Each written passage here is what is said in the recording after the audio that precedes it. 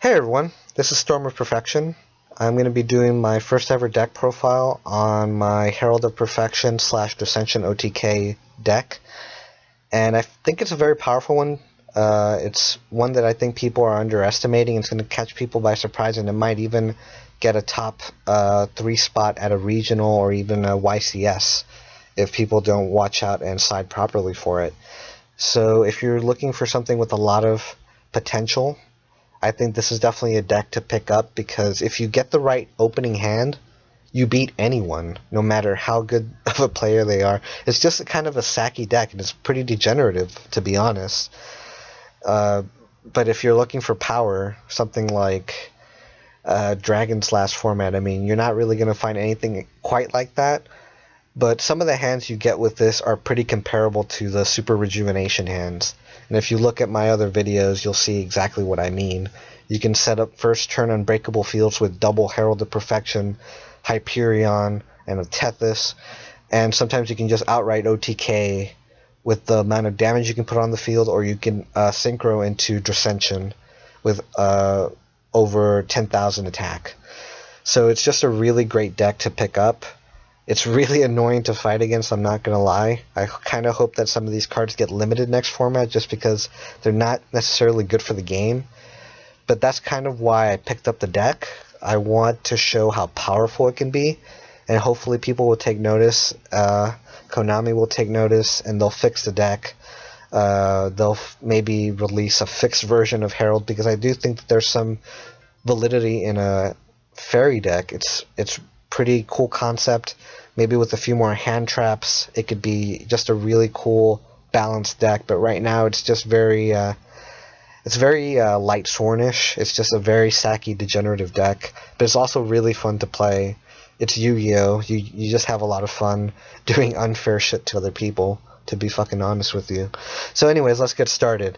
We have 3 Herald of Perfection, the backbone of the deck, one of the alternate win conditions of the deck, and it also protects Drascension from anything and everything they can do to stop your attack. It's just an amazing card.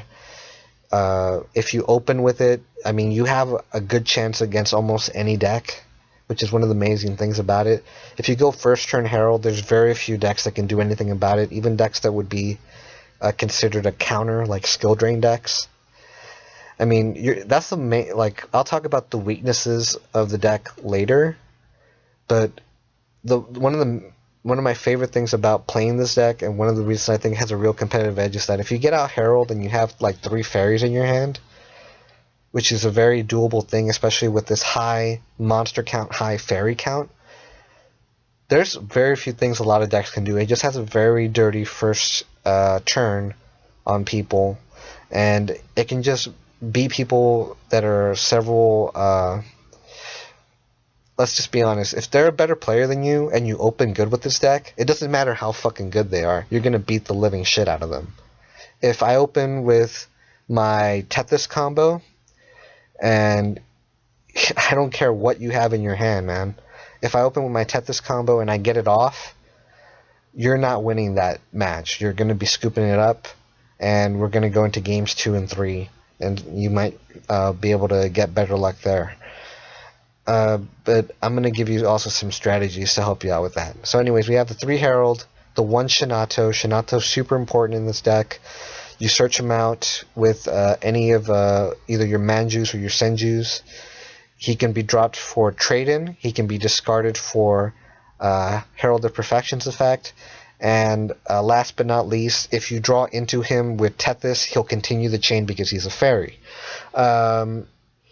After Shinato, we have the 3 Mystical Shine Balls, the 2 Gyakutenu Megamis, the 1 Honest, the 3 Manju, and the 2 Senju. Now, the reason that you should go with Senju over Preparation of Rites, in my opinion, is that he's a transmodify target. It's a transmodify target that can search Shinato, and an ideal first turn play would be drop Senju, search Shinato if you don't already have a level 8, transmodify into Tethys, then trade in Shinato, start your draw chain, and it's potentially GG from there. If you draw into Herald and you have a lot of cards in hand, a lot of fairies in hand, I mean, what the fuck is your opponent going to do if you have Tethys, Herald on the field, and 6 fairies in hand? You can negate 6 of their cards. You can negate every single one of the cards in their hand. There's not going to be anything they can fucking do if they don't stop that first combo. So anyways, that's why I think Senju is essential. You can also do rank 4 XYZ plays. You can also bring him out through Nova Summoner. He's just a very versatile card. And Preparation of Rites is just not as good as people think it is. It's cool because you can get a +1 off of it. A +1 that you're probably not going to use, honestly. And also, you can do Manju into Preparation of Rites, and you can't really do Manju into Senju. So you're going to be sacrificing some first-turn Herald plays, but in return, you're going to be getting more Transmodify plays and more Trade-in plays, which I think is really, really important. Next we have Venus. Venus is just an amazing card. Instant Gotchi, instant Dark Mist. It's just a great card. Another really cool thing that you can do if it survives, if you get Gotchi out, maybe you can do double Venus into a Zen mains. And then it's just a very, very annoying field. It's kind of more of a stalling card in this deck than a real like attacking push for game kind of a card. But it's still really useful, and it can be searched through Earth, and it can fuel Hyperion. It's just a very versatile card. Next we have Christia. Christia is kind of a staple in most agent decks, and the whole idea behind this deck is like, we're already running 5 level 8s. Let's do triple trade-in. Add Shinato, we have the 6 level 8, and then we have 5 ways to search for him. So you basically have 6 level 8s plus 5, that's 11 potential targets for trade-in, if you think about it in a certain way. Although it doesn't always work out that way, because you might want to use your Ritual Searchers to get out Herald. But it's just, trade-in is almost never a dead card, although it is problematic when you draw doubles. Although because it's 44 cards, it's going to be happening a lot less. So anyways, we have the Venus, we have the double Christia, who's just a game ender. It does a pseudo lock with, if you get Herald and Christia out, I mean, what the fuck is your opponent going to do if they don't already have an established field? They're just going to sit there and be salty and fucking lose. So he's another alternate ring condition. He can bring back games. You also have to be a little careful because he can shut down your own plays. And because of how explosive Tethys can be, you sometimes have to weigh summoning Christia to maybe doing a Tethys play next turn. But almost always, you're glad that you drew him, especially if you can summon him. And once he's out on the field, it's a very, very annoying card to get rid of. Next we have Jupiter, the Agent of Miracles. He gets rid of Ophion. I mean, or at least he can potentially do that. He's an out. You can remove, he goes up to 26, you run over Ophion if they don't have like a trap or a safe zone or something. Although, unfortunately, they usually will. But it's a better option than nothing. He can also boost up any other monster, and more importantly, he's a level 4 fairy light monster, so he can transmodify into Tethys, and he can also feed the graveyard for Hyperion. And also, because he removes from the graveyard, he also manages it, so you can potentially summon Christia where you otherwise wouldn't be able to anymore. Next we have Agent of Mystery Earth, just a great searcher. I know he's at 3. A lot of people want to run 3. 3 is fine in a normal agent deck. I don't necessarily recommend it in this deck, because you can't protect your monsters. You can't protect a fucking 1000 attack floater. The only defensive options you have are Honest and the 3 Herald of Orange Light. It's not a very strong deck defensively if you don't get out Herald of Perfection. If you get out Herald, it's one of the best defensive decks there is. If you don't get out Herald, you're in trouble, and you really don't want a 1000 attack monster that's going to take a turn to really do anything.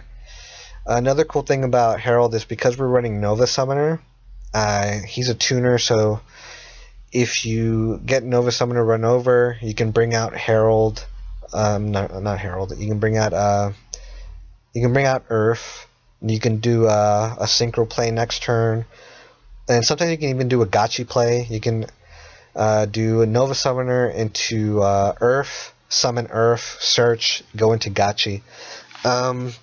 Next we have Hyperion. Hyperion's almost never dead because we have the 3 agent cards, and because Nova Summoner can bring out Earth whenever you have a dead Hyperion in your hand and no agent monsters in your grave. He's just a great boss monster. He's kind of your spell and trap removal as well. If there's something on the field that was there before you can get out your Herald, he can get rid of it. The only real thing that he suffers against is skill drain, of course.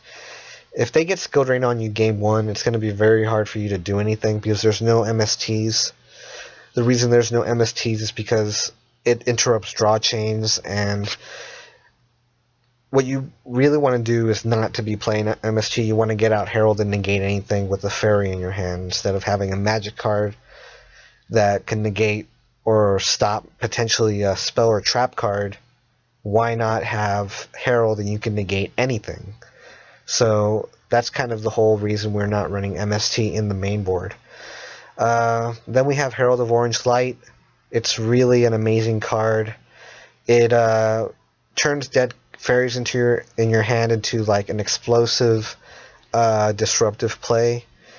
If your opponent summons Dragoonity Ducks, if your opponent does something that, if they use up their 1 normal summon to get out a monster, it's just really going to help you out and get you out of a jam. It's also feeding the graveyard for Hyperion and Christia, and it's one of your few defensive options in the deck. It functions kind of like an expensive trap card, a Divine Wrath in your hand basically, except it's not spell speed 3. Next we have the Nova Summoner. Nova Summoner is, in my opinion, a pretty necessary card just because you have no defense. If you're running a pure fairy build, you have very little defense, and Nova Summoner can stall, it can bring out essential monsters, it can set up a XYZ play next turn, it can set up a Synchro play next turn, it can bring out Earth, so you can either Synchro or do a Hyperion play after you Synchro. It can also bring out Marshmallow, so you can stop certain decks that rely on battle phase shenanigans, or at least stall them until you get your combo, because it's a combo-based deck, and sometimes you just need to stall.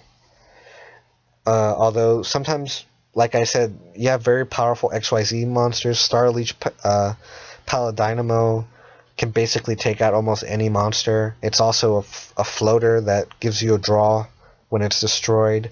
Fairy Cheer Girl gets you deeper into your deck. It just has a lot of uses in this deck. Then we have Tethys, who's like really the explosive card in the deck. If you get out Tethys Chain Draw, you're probably won that duel. If an opponent is smart, they'll stop Tethys at any cost. But because people are kind of not familiar with the deck yet, they're still kind of dumb at this point and just will kind of let it stay on the field over something like Herald. If they have a choice between trying to destroy Herald or Tethys, they might go for Herald, when really Tethys is the real problem.